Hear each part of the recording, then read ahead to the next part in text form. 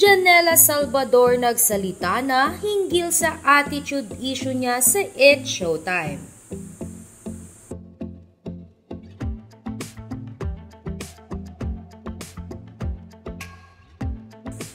Nagbigay na ng kanyang reaksyon si Janela Salvador ukol sa nangyaring issue sa kanyang pagbisita sa It's Showtime noong Martes. Maaalala na naging usap-usapan ang kanyang pagtanggi noong pinapakanta siya ni Kim Chiu.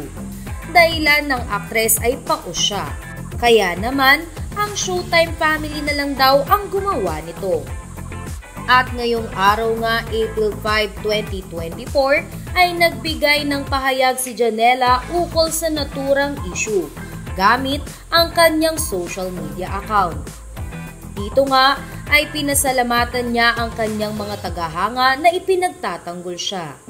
Ayon kay Janela, "Oh wow, I've been meaning to explain myself because the last thing I would ever want is to appear rude or disrespectful. And here I am being met with so much love and comfort upon opening this up. Thank you. It makes me happy to know that there are many people out there who know my heart and what I stand for. Hugs and gratitude from behind." Samantala, wala pang tugon ang Showtime family sa statement na ito ni Janela.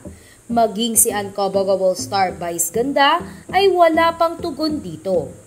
Inaasahan naman ng madlang people na hindi na palalakihin ng ABS-CBN ang naturang issue.